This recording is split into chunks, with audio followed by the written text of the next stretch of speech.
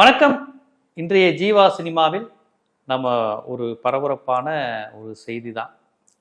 இளையராஜா அவர்கள் அந்த ஆண்டாளை தரிசிக்க அனுமதிக்கப்படவில்லை. அதாவது அந்த அர்த்த மண்டபத்திற்குள் செல்ல கூட அவருக்கு அனுமதி இல்லை. எந்த இளையராஜாவிற்கு? திருவாசகம் தேவாரம் தந்த இளையராஜா, மேஸ்ட்ரோ இளையராஜா. எங்கே போனாலும் தமிழர்கள் அடையாளம் கண்டு எங்களின் பெருமித அடையாளம் என்று கொண்டாடப்படுகின்ற இளையராஜா. அந்த இளையராஜாவுக்கு அவர் பிறந்த இந்த தமிழ் மண்ணில் ஸ்ரீவில்லிபுத்தூரில் கோவிலுக்குள்ளே போக அனுமதி இல்லை. நீங்கள் கேட்கலாம், தூரத்துலேருந்தே பார்த்தா தெரியாதா? அதான் போதும்ல, அதுக்கு ஜிஆர் மட்டும் தாங்க போகணும். எல்லா இடத்துக்கும் இப்படி இளையராஜாவால் போக முடியும்? போகக்கூடாது. அதுதான் கஸ்தூரி சொல்லியிருக்காங்க. இளையராஜாவை நாங்கள் தனியாக கடவுளாக நினச்சிக்குவோம். இளையராஜா கடவுள் தான், ஆனால் இருந்தாலும் இந்த கடவுளை தரிசிக்கக்கூடிய உரிமை ஜிஆர். என்ன சொல்கிறாங்க? கடவுள் தான், கடவுளுக்கு மேலே அதிகாரம் படைத்தவர் ஜிஆர் தான் அப்படிங்கிறத பதிவு செய்கிறாங்க. இது குறித்து நான் ஏற்கனவே பதிவு செஞ்சுருக்கேன் ஜீவா டுடேலையும். அவர்கள் எப்படிலாம் பேசுவாங்க. நான் இதில் பதிவு செய்ய விரும்புவது என்னன்னா, இங்கு இந்த புனிதப்படுத்துறது, ஒருவரை இறைநிலைக்கு வைத்து நாங்கள் போற்றுகிறோம் என்று சொல்வதற்கு பின்னால் மிகப்பெரிய சூழ்ச்சி இருக்கு. இளையராஜாவை கடவுளுங்கிறது, இளையராஜா மாதிரி உண்டுமா இப்படி சொல்வதற்கு முன்னாடி இளையராஜாவை தம்பி உனக்கு நாங்கள் வேற எல்லாம் தந்துடுவோம், ஆனால் எங்கே வந்துடக்கூடாது? அர்த்த மண்டபம், கோவில் கருவுரை, இந்த மாதிரியான விஷயங்கள்ல அதுக்காக நான் பார்ப்பனர்களுக்கு இணையானவர், நான் கோவிலில் இதுக்கு வரக்கூடிய இடம் வந்துடக்கூடாது. நல்லா பணம் சம்பாதிச்சுக்கோங்க, உங்களை கடவுளா இது பூஜிப்போம், நீங்கள் நல்லா ஆன்மீகம் தொடர்பாக பேசுங்க, நாங்கள் எம்பி பதவி தருவோம், எல்லாம் உண்டு. ஆனால் எங்கே வந்துடக்கூடாது? அர்த்த மண்டபத்துக்குள்ளே வந்துடக்கூடாது. அது அர்த்தம் இல்லாமல் போய்விடும். நாங்கள் இதுவரை கட்டியமைத்து வைத்த சனாதனம் அர்த்தமில்லாமல் போய்விடும் என்பதைத்தான் அவர்கள் சொல்லுகிறார்கள். ஆகவே நீங்க யாராவது ஒருத்தரை இவங்க புனிதப்படுத்துறாங்க, இவரை மாதிரி உண்டுமா அப்படி இப்படின்னு சொன்னாங்கன்னா அவரை அவர்கள் பயன்படுத்தி கொள்கிறார்கள் என்பதை நீங்க புரிஞ்சுக்கணும். நல்லா யோசித்து பாருங்க. இளையராஜாவை இன்னைக்கு கடவுள்கிட்ட இருந்து இவங்க அந்நியப்படுத்தி வைக்கிறாங்க. இந்த இளையராஜா ஆன்மீகத்தோடு அவ்வளவு நெருக்கமானவர். உள்ள இருக்காரு ஜிஆர், அவரை விட பல மடங்கு ஆன்மீகத்தோடு நெருக்கமானவர் இளையராஜா. அவருடைய அந்த பாடல் இருக்கே, ஜனம் நீ ஜெகம் நீ, அந்த பாடல் ஆக்சுவலி பாட வேண்டியவர் ஜேசுதாஸ். அன்னைக்கு ஏதோ ஒரு காரணத்துக்காக அவர் வரலை, லேட் ஆயிடுச்சு. உடனே இளையராஜா அவர் வர்றதுக்கு முன்னாடி நம்ம கொஞ்சம் லைட்டாக பாடி வைப்போம் அப்படின்ட்டு அவர் ரிஹர்சல் மாதிரி பாடின பாட்டு தான் இது, ஜனம் நீ ஜெகம் நீ அப்படின்னு அவர் பாடியிருக்காரு. அடுத்த நாள் ஜேசுதாஸ் நான் பாடவா அப்படின்ட்டு இருக்காரு. இல்லைங்க, நாங்கள் ஏற்கனவே ஒன்று பாடியிருக்கோம், அது ஒரு தடவை பார்த்துட்டிங்கன்னா அதே ஸ்டைலில் பாடினீங்கன்னா கொஞ்சம் நல்லா இருக்கணும்னு. சரி கொடுங்க, நீங்கள் பாடினதை கேட்பண்ணோன்னே இவர் பாடினதை கேட்டிருக்காரு, ஜனம் நீ ஜெகம் நீன்னு. இளையராஜா குரல்ல அந்த வரிகளை கேட்ட உடனே ஜேசுதாஸ் அந்த பாடல் வரிகளை கேட்டு அழுதுட்டாரு. ஐயா, இந்த பாடல் அப்படியே போகட்டும், உங்களுடைய குரல்ல அப்படியே ரெக்கார்ட் ஆகி அது அப்படியே போகட்டும், இதை விட இந்த ஆன்மீகத்தன்மை, அந்த அந்த புனிதத்தன்மையுடன் தெய்வத்தன்மையுடன் இணைந்து என்னால் பாட முடியாதுங்கய்யா அப்படின்னு இருக்கார். எந்த ஜேசுதாஸ்? ஐயப்பன் பாடலை பாடி மாற்று மதத்தவராக இருந்தாலும் ஐயப்ப பக்தர்களை தனது அந்த குரலால் ஈர்த்த அந்த ஜேசுதாஸ் அவர்களாலேயே இளையராஜா பாடினதுக்கு அப்புறம் என்னால் பாட முடியலன்ட்டார். இதுக்கப்புறம் வேற யாரும் பாட முடியாது. அந்த அளவுக்கு இன்று பக்தர்களை ஈர்க்கின்ற அளவுக்கு ஒரு கடவுள் மறுப்பாளர்கள் கூட இதை கேட்டாங்கன்னா ஒரு நிமிஷம் அந்த இசையில் அப்படியே நனைந்து போவார்கள் என்று சொல்லலாம். அப்பேற்பட்ட இளையராஜாவை நீங்க ஆன்மீகத்தின் பக்கத்தில் கூட விட மாட்டேங்கிறீங்க. ஏனென்றால் இவரை விட மிகப்பெரிய ஆன்மீகவாதி யாருன்னா அந்த ஜிஆர் தான். இந்த ஜிஆர்கள் அவ்வப்போது சோடா பாட்டில் எடுப்பேன்லாம் கூட சொல்லலாம். ஆனாலும் இந்த ஜிஆர்களுக்கு அந்த உரிமை உண்டு, பை பர்த். அந்த பை பர்த் இளையராஜாவுக்கு இல்லை. இளையராஜாவுக்கு மட்டும் இல்லை, யாருக்குமே கிடையாது, ஜிஆரை தவிர யாருக்கும் கிடையாது. இது எப்படி ஆர்டிகல் 19 பற்றி பேசுகிற சமத்துவம் உள்ள நாடா இருக்கும்? நம்ம அரசியலமைப்பு சட்டம் எல்லாரும் சமம்னு சொல்லும் போது ஒருவர் என்னதான் கடவுள் நம்பிக்கையாளராக இருந்தாலும், அவருக்கு ஆன்மீக நம்பிக்கை இருந்தாலும், அவர் பலரை ஆன்மீக நம்பிக்கையாளர்கள் மீது அபிமானம் பெற்றவராக இருந்தாலும், பிறப்பால் அவர் ஒரு ஜிஆர் இல்லை என்கின்ற ஒரே காரணத்திற்காக அவரை நாங்கள் வெளியே தான் நிப்பாட்டுவோம். அப்புறம் என்ன சொல்லுவாங்க, அவரே நின்றுக்கிட்டாரு அப்படிங்குவாங்க. இளையராஜா கூட ஸ்டேட்மெண்ட் விடலாம், நானே விரும்பி நின்னேன், நானே போகவில்லை அப்படின்னு. ஏன் நிக்க வைக்கிறீங்க? ஒருத்தரை நாங்கள் வீட்டு வாசல்ல தான் நிக்க வைப்போம், மேக்சிமம் அரண்டா வரையும் கொண்டு வருவோம், அதை தாண்டி எங்க வீட்டுக்குள்ள வர்றதுக்கு அனுமதிக்க மாட்டோம். ஆனா அவர் நல்லவர் தான், பிரச்சனை இல்லை, அவரே அங்க நின்னுக்குவாரு அப்படின்னா நீயே உன் இடத்த தேர்ந்தெடுத்துக்கோன்னு சொல்றது தானே? உன் லெவல் அதுதான் சொல்றது தானே? இந்த இளையராஜா அதாவது ஐடியாலஜிக்கலாகவும் பார்த்தாலும் உங்களுக்கு நெருக்கமானவராக தான் அவர் இருக்கிறாரு. அவர் அப்படிதான் பயன்படுத்திக்கிறீங்க நீங்க. அவர் ஒன்றும் பாஜக எதிர்ப்பு சிந்தனையாளரும் கிடையாது. ஆனால் அந்த இளையராஜாவிற்கே இதுதான் கதி. இப்போ இந்த இளையராஜா வந்து நாத்திகரா? ஏங்க இவர் ஒரு பெரியாரிஸ்ட்டுங்க, கடவுள் நம்பிக்கை இல்லாதவர் எப்படி வரலாம்? கம்யூனிஸ்ட்டுங்க எப்படி வரலாம்? இல்லை கிறிஸ்தவ நம்பிக்கை உடையவருங்க எப்படி வரலாம்? இப்படி 1008 கேள்விகள் கேட்டால் அது ஒரு அர்த்தம் இருக்கு. இவர் வந்து ஒரு மிகச்சிறந்த பக்திமான், பல பக்தர்களை உருவாக்கியது இவர் இசை என்று சொல்லுகிற அளவுக்கு ஆன்மீகத்தில் நெருக்கமானவர், நாட்டமுடையவர். அவரை கடவுளுங்குவீங்க நீங்க, அவரை மாதிரி உண்டுமாங்குவீங்க, அவருக்கு ஒரு பெரிய அங்கீகாரம் தரணும், எம்பி பதவி தரணும், நாளை குடியரசுத் தலைவர் கூட ஆக்குவீங்க. ஆனால் அர்த்த மண்டபத்தை தாண்டக்கூடாது, அர்த்த மண்டபத்துக்கு கூட வரக்கூடாது, எட்ஜில் நின்று போயிடணும், அவ்வளவுதான்.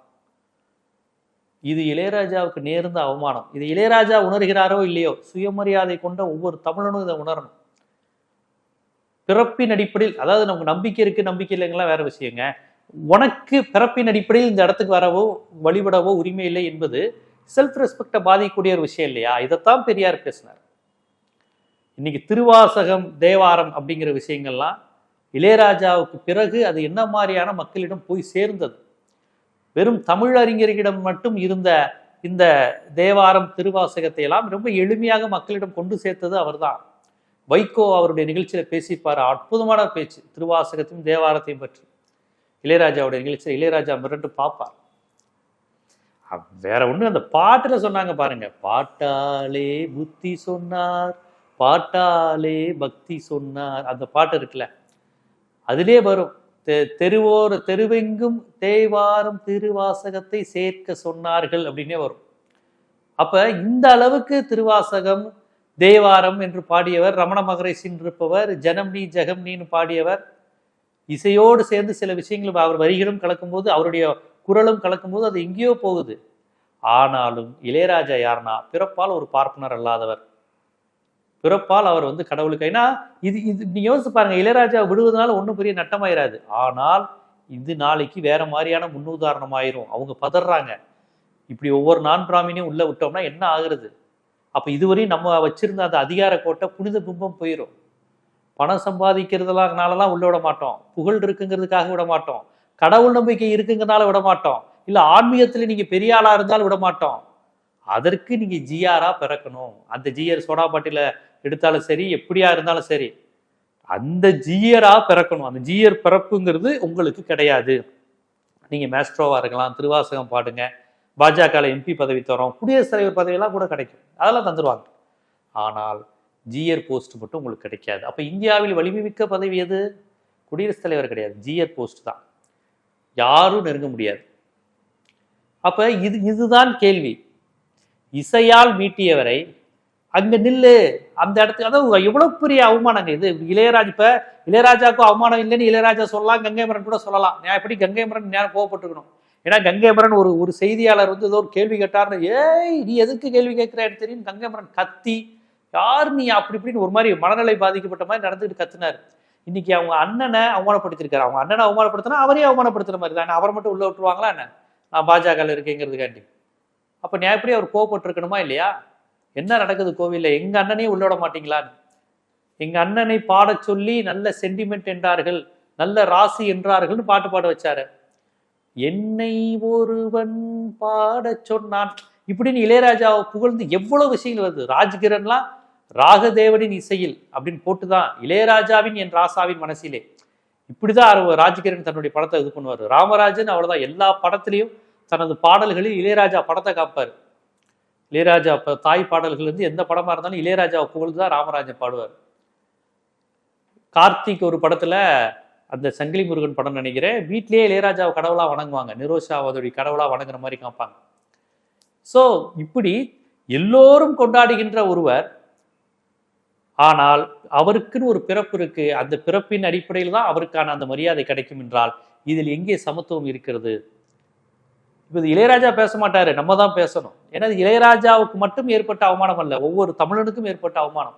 இவ்வளவுதான், தமிழை தாய்மொழியா கொண்டவனுக்கு இவ்வளவுதான், ஒரு பிற்படுத்தப்பட்ட ஒடுக்கப்பட்ட சமூகத்துல பிறந்தவனுக்கு இவ்வளவுதான் மரியாதை. நீ திறமையினால எவ்வளவு நாள் வந்துக்கோ, பட் உன் தகுதிங்கிறது பிறப்பின் அடிப்படையில் தான் என்பதுதான் இவர்கள் சொல்லுகின்ற விஷயமா இருக்கிறது. நடிகை கஸ்தூரி சொல்லியிருக்காங்க, இளையராஜாவே கடவுள் தானே, அவர் எது கோயிலுக்கு போகணும்? எப்படி அவரெல்லாம் அங்கே போகணுங்கிற அவசியம் இல்லை. நானும் போக மாட்டேன், அவரும் போக மாட்டார். ஏங்க நீங்களும் இளையராஜா ஒன்றா? இவங்களும் போக மாட்டாங்களா, இளையராஜாவும் போகக்கூடாதான்? எப்படியெல்லாம் பேசுகிறாங்க பாருங்க. அவர்கள் பேசுகின்ற அந்த சமூக அநீதி கொள்கையை நியாயப்படுத்த என்னென்னமோ சொல்கிறாங்க. இளையராஜாவும் போக மாட்டார், அது சீனிவாசராவும் 2-4-5 பேரை சொல்லி பார்த்தீங்களா, அவங்களும் போக மாட்டாங்க, நானும் போக மாட்டேன், இளையராஜாவும் போக மாட்டார், போகக்கூடாது அப்படிங்கிறது. இது எவ்வளவு பெரிய, அதாவது உலகத்தில் எந்த மண்ணிலும் தன் நாட்டின் அடையாளமாக இருப்பவர்களை இப்படி அசிங்கப்படுத்துவது, அவமானப்படுத்துவது, பிறப்பின் நடிப்பில் நடக்குவதெல்லாம் நடக்கவே நடக்காது. அது இந்த மண்ணில் நடக்கிறது. இதை தமிழ் திரையில் இளையராஜாவோடு பங்கு பெறாதவர்கள், பங்களிப்பு செய்யாதவர்கள், இணைந்து செயல்படாதவர்கள் யாருமே கிடையாது. இதில் பாஜக ஆதரவு நடிகர்கள் முதலாக இளையராஜாவுக்கு ஆதரவாக குரலை கொடுக்கணும். இளையராஜாவை இப்படி அவமானப்படுத்திட்டீங்களேன்னு நடிகர்கள் குரல் கொடுக்கணும் இளையராஜாவுக்காக. ஏனென்றால் இளையராஜா சம்மந்தப்பட்ட விஷயம் இல்லை, ஒட்டுமொத்த தமிழர்கள் சார்ந்த விஷயம். ஸோ இந்த 2024 இவ்வளோ பெரிய தீண்டாமை இருக்கா, தீட்டு இருக்கா? அவர் உள்ளே போனால் சாமி தீட்டாயிருமா? அப்போ இளையராஜா மெட்டுக்கு மட்டும் உங்களுக்கு தேவை, இளையராஜா வந்தால் தீட்டு அப்படிங்கிறது என்ன எவ்வளவு மோசமான காலத்தில், இன்னும் நந்தனார் காலத்தில் தான் நாம் இருக்கிறோமா அப்படிங்கிற கேள்வியை நாம் எழுப்ப வேண்டியது இருக்கிறது. தயவு செய்து இந்த பிரச்சனையை ஏதோ இளையராஜாவின் தனிப்பட்ட பிரச்சனையாக பார்க்காதீங்க. ஒரு தமிழ் சமூகத்தின் மீது ஏற்பட்ட ஒரு மிகப்பெரிய கரை. தமிழ் சமூகத்தை இன்னும் இவர்கள் அடிமைகளாக வைத்திருக்கிறார்கள். தீட்டு பற்றுறோம், நீங்கள் வந்தீங்கன்னா புனிதம் கெட்டுவிடும் என்று வைத்திருக்கிறார்கள் என்றால், இளையராஜாவிற்கே இந்த கதி என்றால் மற்ற எளிய தமிழர்களை, கடவுள் நம்பிக்கை கொண்ட பக்தர்களுக்கு என்ன நிலை என்பதை நாம் சிந்திக்க வேண்டிய இடத்தில்தான் நாம் இருக்கிறோம் என்பதை தெளிவுபடுத்ததான் இந்த காணொலி. இது போன்ற பல்வேறு சினிமா செய்திகளுக்கு பின்னால் உள்ள அரசியல்னு பல்வேறு கோணங்களில் நீங்கள் செய்திகளை தெரிந்து கொள்ள ஜீவா சினிமா சேனலை சப்ஸ்கிரைப் பண்ணுங்க, ஆதரவு தாங்க. நன்றி.